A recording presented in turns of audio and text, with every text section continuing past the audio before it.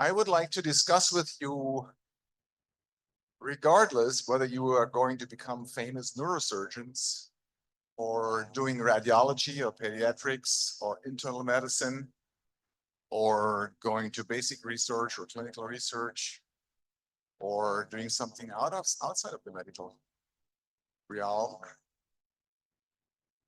So meaning regardless of the curriculum you choose,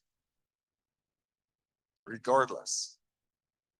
And the content you have to digest and process and get familiar with.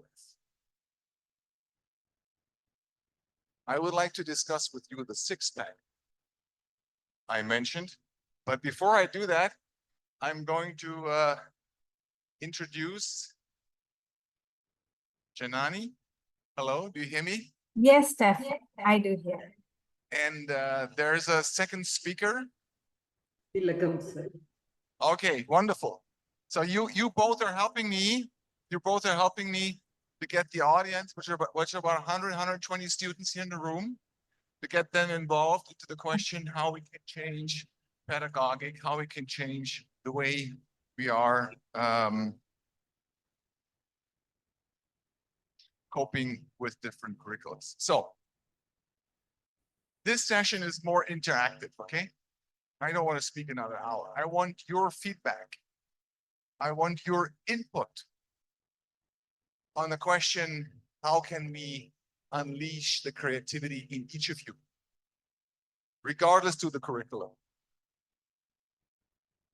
You might know that if you don't sleep, and for example, 8 hours enough, 8 hours per day, your capacity to digest complexity, complex topics is decreasing, especially when you do your night shifts. Okay. Help me. What do you think about the six-pack I mentioned? What do you think about non-curricular, non-cognitive factors like learning by doing, or metacognitive training, or coming up with qualities like increased resilience?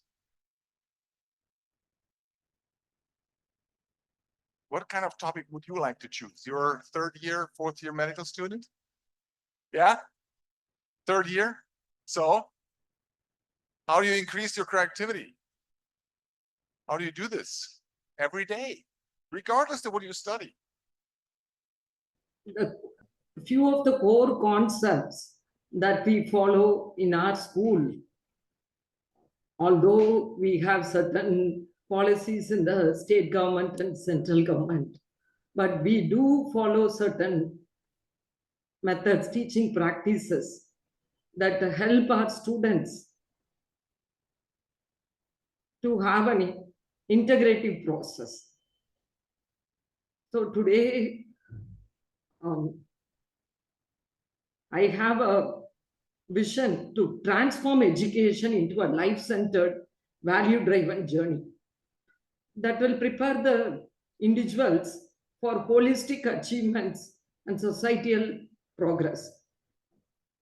So I think it is the best time to rethink our approach to create not just learners, but empowered individuals who can thrive into a rapidly evolving world. So there are strengths and limitations in the current systems, because teaching is not learning and education is not merely teaching. True education transcends instruction. It is the conscious integration of thought, emotion, and action. So I shall add some key points for the new pedagogy. That is, the first one is the personality as the core of learning. Here in our school, we have started practicing certain things. There we give prioritizing to personality development as unifying forces, integrating skills, talents and values. Here, the learner's ability to adapt, innovate, and achieve strengths like straight like open-mindedness, curiosity, and aspiration. So these are the core points where the personality can be developed. And one more thing is, the second one is integrating the ascent and descent, because the growth combines learning with action, ensuring the education is both practical and transformative. The third one is the role of value and self-discipline. Values embody human potential, and true accomplishment stems from self-discipline and universal alignment. Teaching self-awareness equips learners for responsible decisions. The fourth one is the measurement for human capacities. Educational progress needs tools to measure creativity, resilience, and empathy, enabling tailored methods for balanced growth. There are some implemented strategies too. But here we are discussing about pedagogy. So my suggestion is the personality as the core of accomplishment. Yeah. Is there Wonderful, wonderful, wonderful. Thank you very much. Thank you. Hello, everyone. You were asked a few questions about how does one learn better, and maybe I'll be able to give you some of the answers you were thinking about. And but before I do that, there we are. Okay, thank you very much. So I'm the president and founder of an NGO called Graines de Paix, which means grains of peace. And we rethink about pedagogies all the time for a safer world. Well, yes. I'll just speak a few words about what makes it difficult for students to learn, be it in primary school, secondary school, or university. One is that the courses are done in such a way that not all students follow, and that creates learning poverty. Learning poverty means that you don't understand what's going on in class, and by the age of 10, you still don't know properly how to read or write. In university, it means the course is not going at your speed and you're not following well, which means that you have to ask for help or read in the books more. Student unwellness is about, because of these things that you're not following, some students are not following well, and we have to help all students, then there's unwellness and there's even mental health issues. But there's also mental health issues because there's so little interactivity, connection between students and teacher. Do you agree with that? Yes, thank you. So another thing is that education is so focused on learning facts and academic subjects that it's not focusing on your talents, your other talents, all the facets in your life. And one of this is discernment, how to take a step away from what you're learning and having a judgment, a feeling, an opinion about what you're learning, what you're hearing, and trusting your inside opinion. And then humaneness is going down because exactly that. We're not, there's so little connection if we're learning with one teacher speaking, like I'm speaking to you now, and the teacher is just giving the course because there's a lot to give. And so he or she is worried about the time. And in the end, there's no interaction. So you haven't really learned, it's passive. And the whole thing about the future of learning is that it becomes not only active, you're learning, but it's interactive. You're learning through connection. And because of all these factors, violence goes up, and we see it. The education systems all over the world have produced in 2 generations a huge level of violence. All of these bring the subject of this whole meeting organized by the World Academy of Art and Science, which is that it develops human insecurity. But no one thinks about this. Even you don't think about this, but teachers don't think about it. teacher ministries, the education ministries don't always realize, except perhaps the top person, because he's in contact, the minister himself is in contact with his colleagues, other ministers, and they talk about the problems of violence in their country. So there are bigger issues in education than just how education is done. And we lack a systemic view of education that links education with societal issues, including violence and peace, and also environment. And teachers today we're in just about every country, they're not taught about world issues. They don't study current events. It's not part of the teacher curriculum, and we need to put it in the teacher curriculum. And this way we can help teachers. They understand why they can become the lever of change for the world. And they are the most powerful people if they only knew it, because education reaches so many people, much more than those that are in the class, but the families of the students as well. But now we're going to look at what needs to be done. So we're looking at three things for education to be good education, quality education, top quality education, not just in academic terms, but in full scope terms, which is fulfillment at school and not just learning. Fulfillment means that you are self-realizing. You are becoming a real human person with lots of qualities and virtues and values, human values. And this is probably not taught here, but it's rarely taught. It's even shunned away in most education systems. And then there are ways to learn how to prevent violence as a student and as a teacher. And so we incorporate this in the teacher curriculum. And the last thing is that by doing this, we are actually producing factors for peace. Because if you know how to prevent violence, you know how to manage your emotions, you know how to think, you know how to take distance, then you're reaching the ability to be a peacemaker, a peace producer. That's our mission, by the way, our official mission. So before, or still now, sometimes, the main subjects are academic topics and facts. And what we're saying is that we need to go beyond that.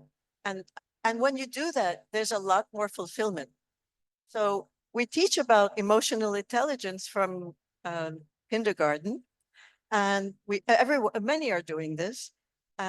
We're teaching more than that. We're teaching knowledge of self. Who are we? What are our roots? What is our identity? Do we have multiple identities? Of course we do. And what are the human values that build up life skills, life competencies? Are you is respect important for you? Or do you feel it's not enough like we do? We feel respect is insufficient. We need to reach higher levels, such as consideration, appreciation, empathy between students themselves and teacher and student. We teach violence skills so that there's zero violence in class. And if it's zero violence in class, once you know how to do that, you know how to do that everywhere. And that means both protecting yourself, protecting somebody else by being the witness and acting proactively, and yourself, if you have this urge for aggression, you will find new ways of expressing your opinion other than violence. And problem solving is another key thing. If I can give a small example, we only learn problem solving in math class, but problem solving concerns everything. Concerns conflict, it concerns world issues, concerns environment, and the teacher can make this connection between all these forms of problem solving from the earliest age. And by doing that, the students that feel weak in math, the teacher can say, oh, maybe you're weak in math, but you're so good at conflict resolution.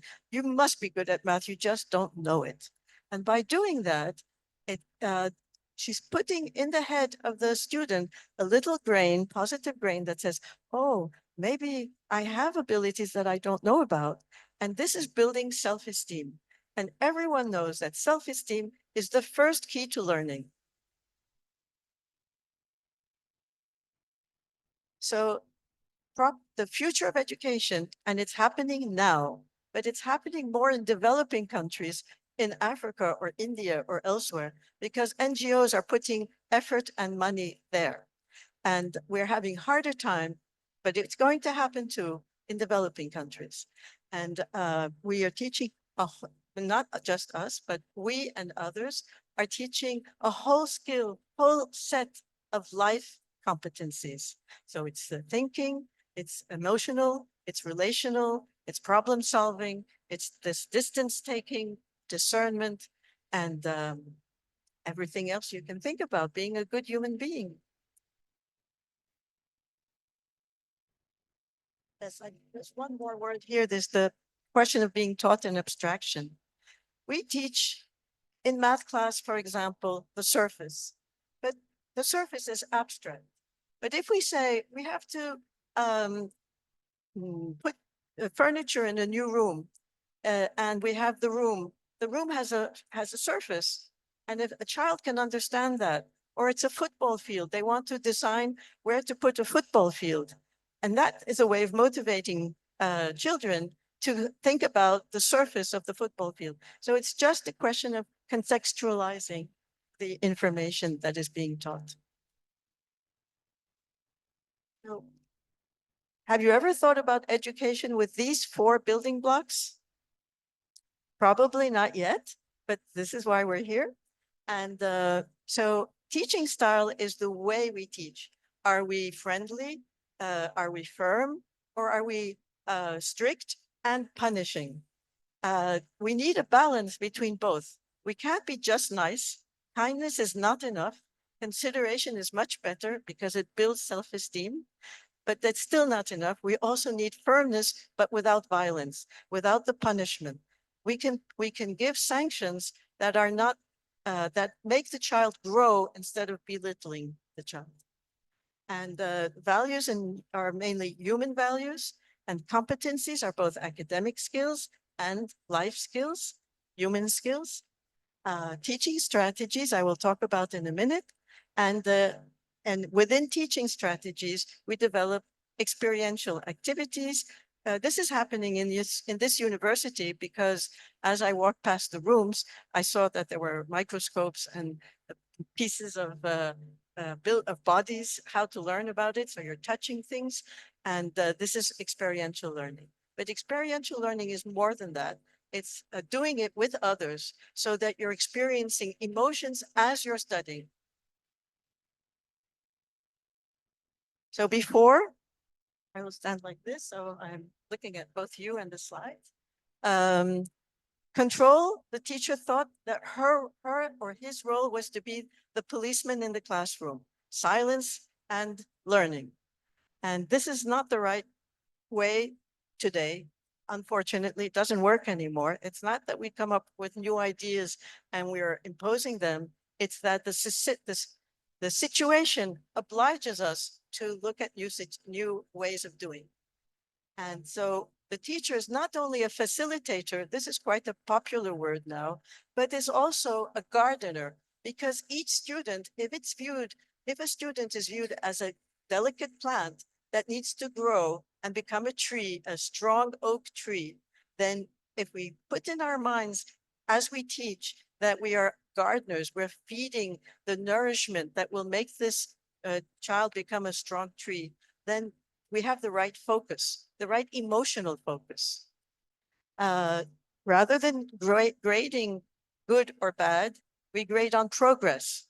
And it's each student has its own rhythm of progress at different times of his life also. You can be slow at the start, faster later, or vice versa. And punishment we've talked about, belittling we've talked about, exclusion. If you have a classroom How many of you have experienced being in the last row? Please raise hands. Yes. When you're in the last row, do you hear well? Do you feel you're in connection with the teacher? Can the teacher see you? No. And if the classroom is big, it's worse. So how do we organize learning where students are not excluded?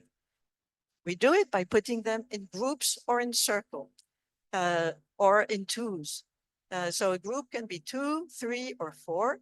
Above that, it's getting difficult to manage the group. And by doing that, we're doing collaborative learning. So collaboration is a way of working and solving the lesson together. And by learning to study together, we're learning collaboration as a means to help society. And we are also learning how to dialogue. If you're sitting like in this audience, you're not talking. You're not talking because I'm talking. And you're not organized. You're sitting in rows. And so you cannot really discuss. In fact, it would be badly viewed. It would make noise. But if it's done on purpose, that we regroup people into small groups and that you're given 10 or 15 minutes to think about what you're learning, then you're going to be talking a lot. It will be loud. It will be a bit noisy, but it doesn't matter because you're learning and you're learning the process of learning. Then I think I've said just about everything. So we can go to the next slide.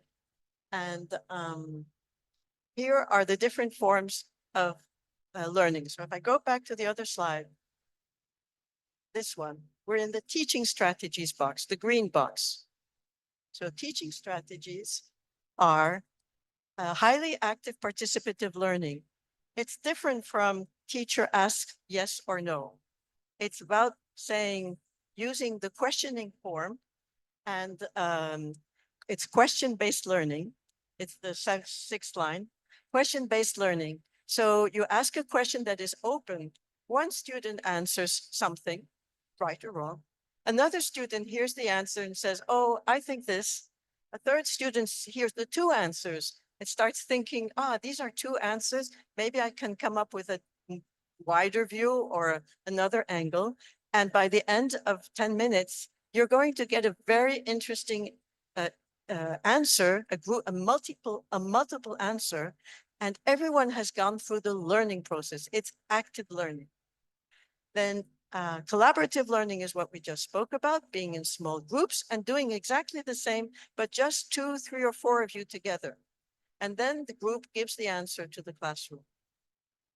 Democratic learning is when you're voting or you're making decisions collectively.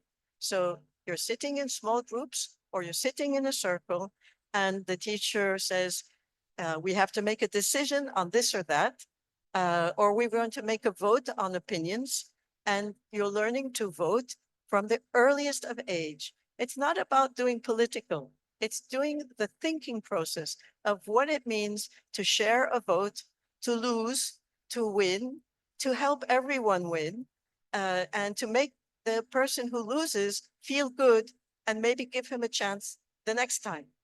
So it's not just yes or no. It's not just casting a vote.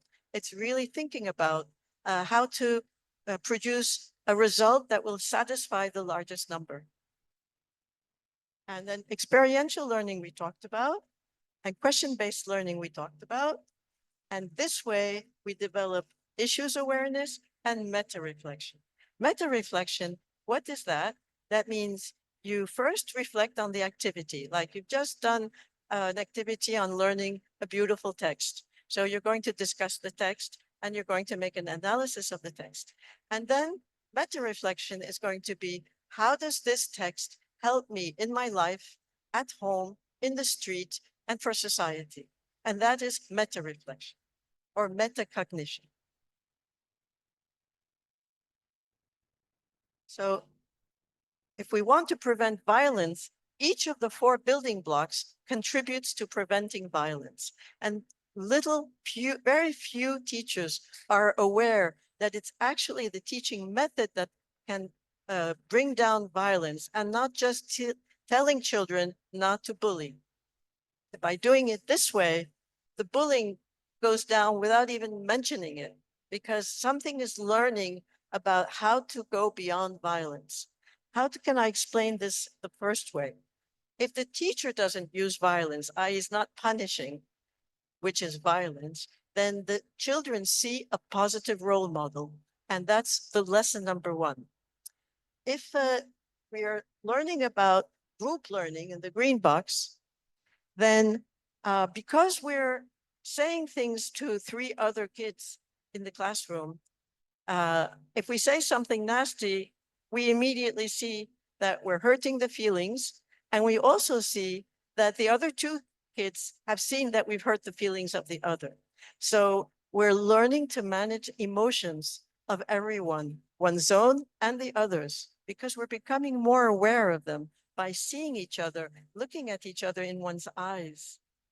And I have to go quicker, I think, but when we do it through experiential activities, we actually do role plays on violent situations, bullying or other, and we learn how to develop peace reflexes as a means to calm down reflexes of violence.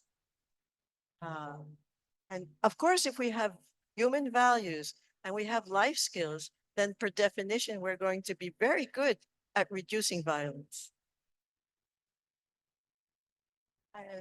I put a slide on the cost of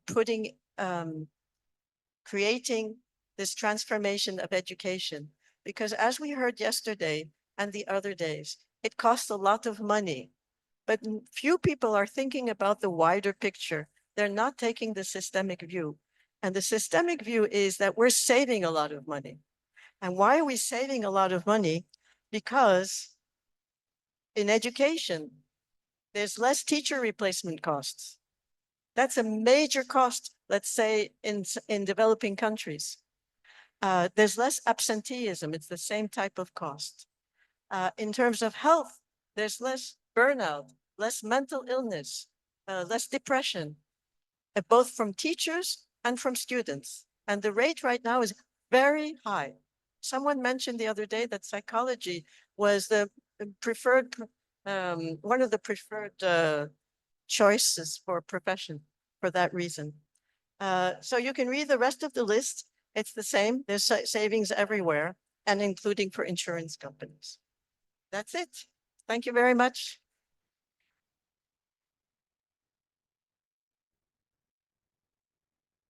Wonderful. You still remain available for questions. I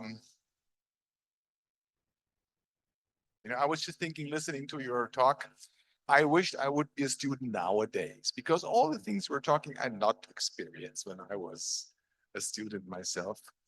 So how can we do this to get you here? This young lady has a microphone, right? And you just raise your hand and ask a question or come up with an idea or whatever, a contribution, and we try to answer this. Do you mean online or somebody in the room? I just wanted to check because we have a participant here online, Natala Tumaha, who would like to make a contribution. Okay, because this was not the case half an hour ago. Thank you very much. Okay, Yes. then the floor is yours. You'll have to unmute your mic, Natalia. Thank you very much for your kind invitation. I'm very happy to be here and present my ideas and some examples from my teaching practice. It concerns, of course, of our relevant education, very important approach which we have in this direction. Education is the most powerful instrument of our disposal for this purpose, serving as a catalyst for individual empowerment and social transformation. However, the current global education system itself is in dire need of a radical overhaul to meet the demands of our rapidly evolving world. The education system we rely on today was designed for an era when knowledge was scarce, classrooms were merely repositories of information, and higher education was a privilege afforded to a select few. In contrast, we now inhabit a world rich of information, with technology providing unprecedented access to knowledge. This new reality necessitates a comprehensive global strategy to make education more inclusive, learner-centered, and relevant. The new need for a comprehensive approach, our fragmented approach to education has left many individuals with fragmented minds, a patchwork of disconnected facts that fail to form a coherent understanding of the world. This disjointed knowledge makes people susceptible to manipulation, unable to see the connections that shape reality. A comprehensive approach to education addresses this issue by fostering an integrated worldview. For instance, geography teaches us about places, history situations, history situates us in time, and culture and science fill these coordinates with meaning. By interlinking these dimensions, we can inspire students to see France not merely as a map, but as a living story, the home of Blaise Pascal's groundbreaking discoveries, Massenet's evocative music, the Impressionists' vivid art, and the literary brilliance of French writers. Innovative pedagogy beyond knowledge dissemination. First, associative thinking. One transformative tool in pedagogy is associative thinking. By teaching through associations, educators can unlock the creative and intellectual potential of their students. Associative thinking links ideas across disciplines, a practice essential for cultivating Nobel laureates and creative leaders. For example, understanding Alexander Borodin as both a brilliant chemist and celebrated composer illuminates the interconnectedness of scientific principles and musical harmony. To inspire students, lessons should incorporate such interdisciplinary connections, pairing chemical reactions with Borodin's Polovets dances, thus demonstrating the unity of knowledge. Second, music as a pedagogical bridge. Music, as Leibniz applies stated, is a hidden arithmetic exercise of the soul. Incorporating music into lessons enriches learning, but by engaging emotional and cognitive faculties simultaneously. When exploring mathematical concepts like geography, teachers might integrate Beethoven's Fifth Symphony, allowing students to draw squares to its rhythmic patterns. Such creative methodologies make abstract concepts tangible and memorable. And the third, paradox and wonder. Every great lesson begins, I think, with a paradox. Surprising or uncounterintuitive that fact that compels curiosity and curiosity. Paradoxical thinking not only captures attention, but also fosters creativity and problem solving. For example, consider the story of Charles Darwin.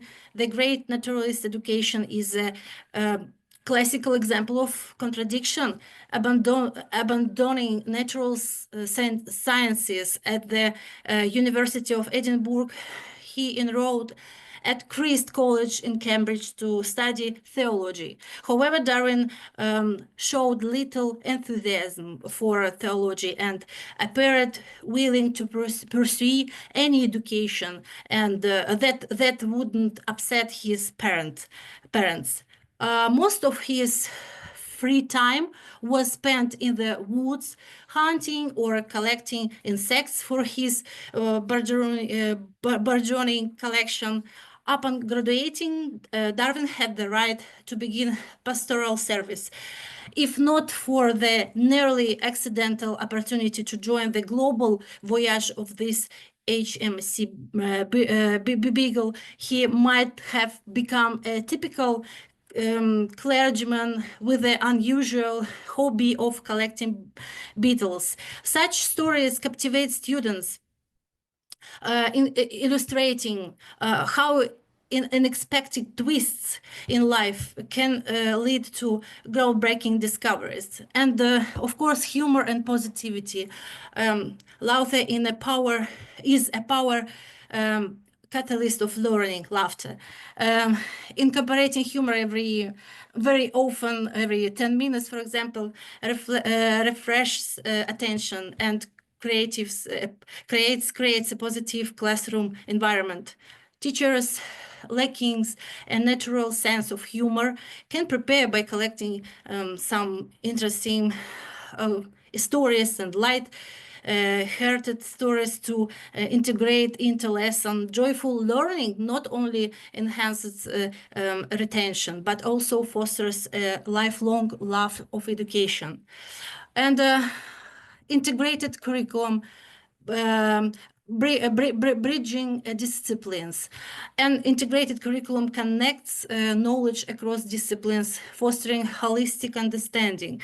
For example, the concept of a cube can serve as a multidisciplinary gateway. For example, geometry, explore its mathematical properties and principles of design. Art, analyze its role in cubism and the mysterious allure of Malevich black square. Music, discover quadratic rhythms in Beethoven's compositions. Architecture, investigates its foundational role in structure around us.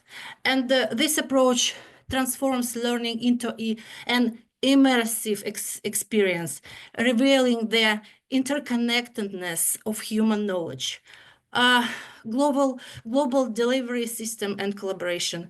A truly transformative education system must leverage technology to provide accessible, affordable, and personalized education in a global scale. Interactive platforms, virtual classrooms, and adaptive learning algorithm can cater to diverse learning styles and needs. Moreover, institutional collaboration across borders can pool resources and expertise, creating a shared ecosystem of knowledge. One example is the establishment of global arts and science networks where students from diverse backgrounds collaborate on projects that combine STEM disciplines with the humanities. These initiatives foster cross-cultural understanding, innovation, and a sense of global citizenship. And in conclusion, the challenges of the 21st century demand a bold, integrated, and innovative approach to education by reimagining pedagogy, reimagining curriculum, delivery system, and institutional collaboration. We can equip the next generation with the tools to navigate an unpredictable future. Let us work together to create a global education system that serves humanity as a whole, as a main principle of our thinking for our unity and common prosperity, a system that cultivates critical thinking, creativity, and compassion. The four breakout rooms in today's session will delve into each of these aspects. And I am very grateful to you for your attention, and I wish you all the best in all your noble activities. Thank you very much. Thank you very much. Janani, can you please help me? I'm a little bit lost with the program. Oh, yes. Can you take over, please? Oh, yes. Thank you, Stefan. I believe we should be actually closing now, but there are the other breakout rooms also going on, and I believe everybody will come back here. So till they come back here, maybe we can continue. That is all right. Piero Dominici has just joined us online. Piero, would you like to make a contribution, a brief one, please? Thank you. There's only 2 minutes. Yes, thank you. Good afternoon to all, and I was 2 listening minutes. with great interest the topics and the fundamental issue of this panel. As you told us, I totally agree with the strategic relevance of education. Today we have more and more awareness about this relevance, and we have more awareness about the importance of education, also to try to construct another idea, another vision, another approach to the economic development. Another point that I've to try to share with you, these are some point of discussion and debate with the real